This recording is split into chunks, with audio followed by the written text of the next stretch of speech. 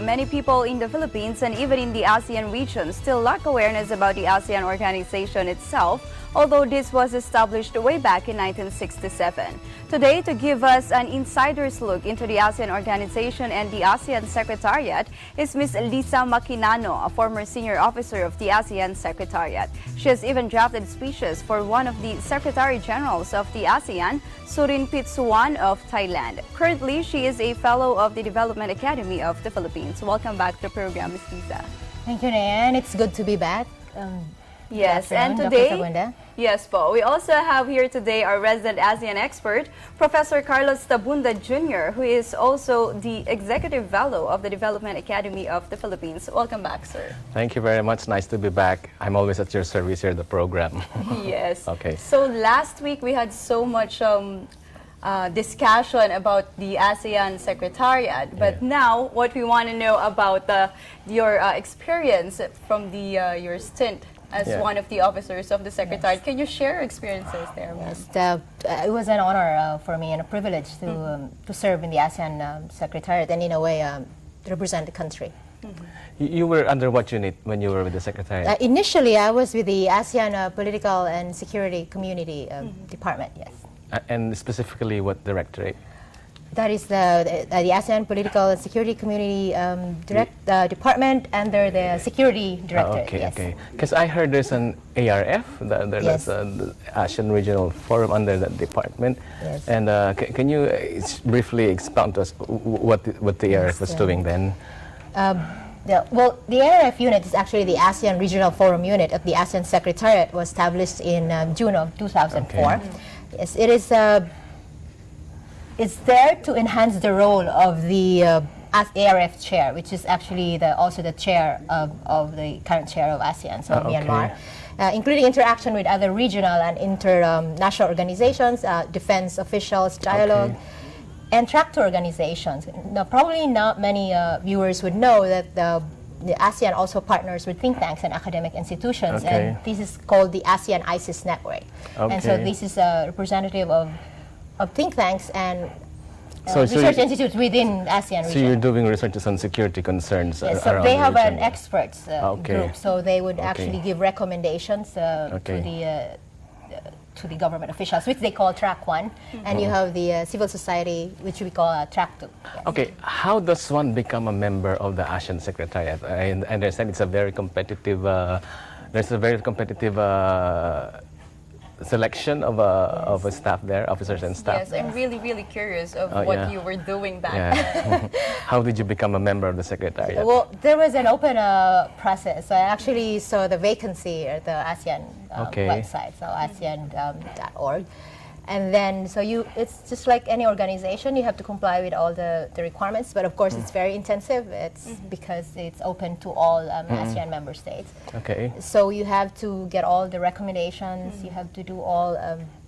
you pass a battery of exams. Yes. So first they have, from all the applicants, they would invite a select group of people, applicants, to take the exams. And after the exams, then they shortlist people. And after the shortlist, then you get to have a panel interview, which is actually all the Deputy Secretary Generals. Yes. ASEAN Secretariat is just like, correct me if I'm wrong, it's just like the UN for the ASEAN, the United Nations Secretariat. Yes, in a way. It's a regional organization. It's similar to the European Union. Okay. And so... are there many Filipinos working there? At that time, there were 13, a very highly professional and efficient and dedicated group of and how big is the Secretariat? How big is the At Secretariat? that time, actually, the TOR for officers about 99. But 99, But at that time, there were 500, because there are some projects that are funded by dialogue partners. For example, Australia or Germany. At the time, there was some German-funded projects. Yes. So it was a multinational organization. It's a multinational organization. But the officers and staff come from ASEAN only, or do they have people from other countries outside the region? People from outside, well, the initial professional staff is actually from ASEAN member states. You have to be a member. But there are projects, as I mentioned, funded, for example, by Australia, and it is the donors, to my understanding, it's the donors' prerogative to also lead their project. So you have also, we have actually Filipinos working in projects funded by Australia and Germany. there are no quotas for nations, for member states. Not that I know of, but for the Deputy Secretary General, so you have to have all four should be from different countries. Okay. There are several questions as to how a country could be a member of the ASEAN organization. Can you please explain the admission process? Okay. For example, there are still other countries who are not members of. There are still other countries within the ASEAN region who are not members of the ASEAN. For example, you have Timor-Leste, East Timor, and No. Papua New Guinea. How do they become members? Are they invited, or how can they gain membership? Yes. Okay. Well, yes, as I understand, also East Timor is actually applying for Membership. but So they have to apply. Yes, so But they have to yes, they have to satisfy comply. certain. So actually, under the ASEAN Charter, Article 6 of the ASEAN Charter, it spells out the admission to new members. So first of all, you have to be in the same geographical area. Okay. So okay, and then it has to be recognized by all the ASEAN member states. Okay. And then you have to agree and to be bound and abide by the ASEAN Charter. That's your Oh, picture. Okay. Yes. Is that in Jakarta?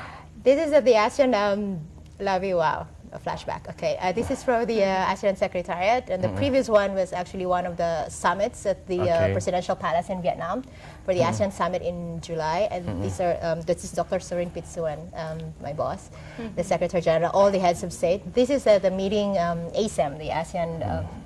Europe, Asia, Asia-Europe meeting, ministerial meeting in Madrid. This is inside the presidential palace, yes. So membership is it has to be accepted by all Yes, by all you members. are right. So it's Again, we have to go back to consensus. So admission Yeah. should The be ASEAN by way. consensus, and so through the ASEAN Summit and recommended by the ASEAN Coordinating Council. The ASEAN Coordinating Council is composed of the foreign ministers of the ASEAN member states, okay. and they also have to sign an accession to the instrument, Okay. to the charter, to the So- ASEAN charter that they have ratified. So Timor-Leste is applying now. What about Papua New Guinea? Is there any chance in the future, perhaps? Maybe because it's still within the region. region. Yeah.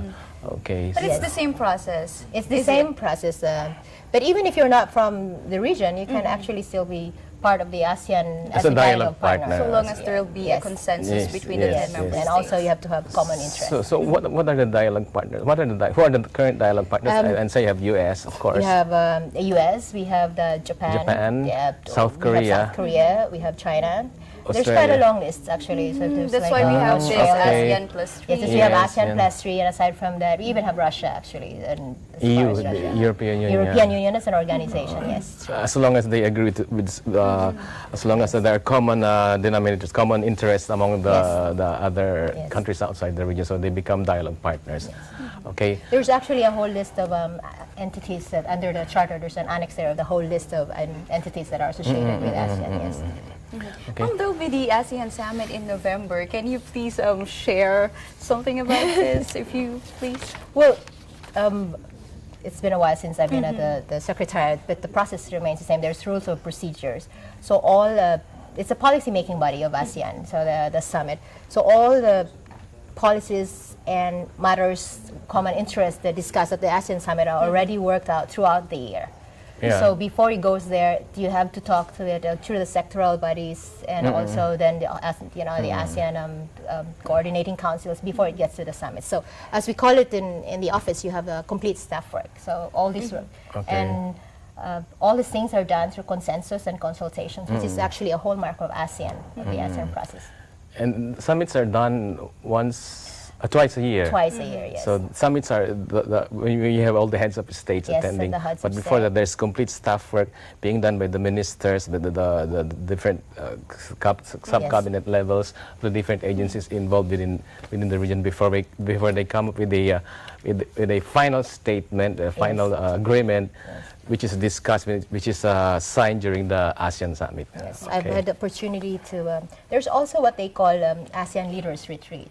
Okay, So what's that? there's a lot of meetings prior to this. For example, we would have sectoral meetings, which would be ministerial meetings, depending on the topic of for example, you have the ASEAN Defense Ministers meeting, you have the Finance Ministers meeting and stuff. Okay. Then you have also the ASEAN Coordinating Council. Okay, what's Yes, that? please. Okay. Okay.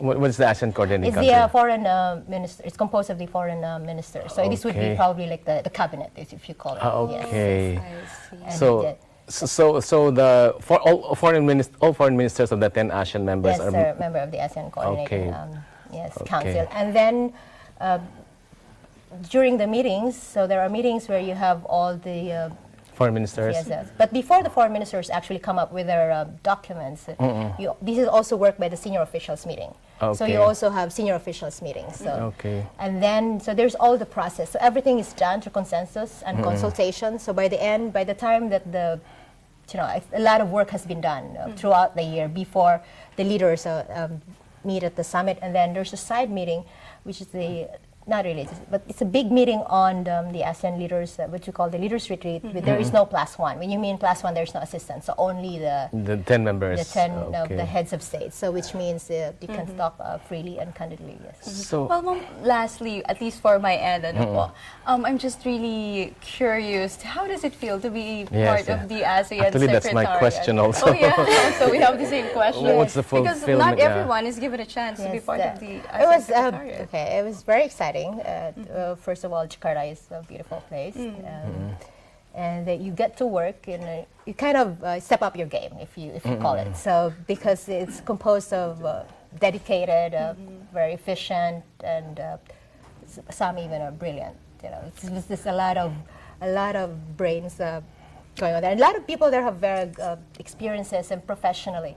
So when you get part of the team, you have to step up. And there's a lot of people there work more than the required hours. So we go home, but we, like any organization, we actually time in, and then we're supposed to time out at 5, but we actually stay there up to 8, and there are no weekends. Because there's a lot of meetings, and especially when I was writing speeches, I have to bring homework all the time. Yeah. what about the stress, the pressure? Yes. It's part of the game. It's part of the game. But there's also a retreat for ASEAN. It's Okay. like a bonding thing. We actually went to Bandung. But you actually don't feel it. It's like it's like probably as an athlete, you just keep on running. So you just kind of like, okay, what do I need to do today? And then you have to go to meetings, you have to prepare for that meeting, and then you have to do the report for that meeting, and then you're also preparing also for the other meeting. So it's kind of just non-stop, and then you kind of, on the weekends you don't actually take a break. You still work to prepare for all this work that you have to do during the week. Yeah. So it's a stressing but yet really exciting. It's a very job. rewarding job, and you also get the feeling that you're doing something great for the country and for the region. What So- about the pay? Okay, so it's at it's in dollars, but it's an international rate, and they Okay. actually and if you have children, which is actually good because you also get benefits for your children. Yes. Okay. Okay. You have housing allowance, you have a medical coverage. Yes, So and what's there's your- a lot of travel, so that's for work. But again, it's still travel, So. So what's your advice to Filipinos who want to work with the ASEAN Secretariat in the future? Well, in the future, you have to prepare yourself because you're competing with the rest of the region, not just in one country. So the competition is getting tougher, and you have to do. But we are, a nation of great people, and We can always make it. yeah, we can always make it anywhere. Just We like- are. I used to be from the labor department, so we always say we are, the world-class worker. Okay. And we are in every country and territory. So we even cite 200 countries and territories, even if there's just, 185 members of the United Nations. Yes.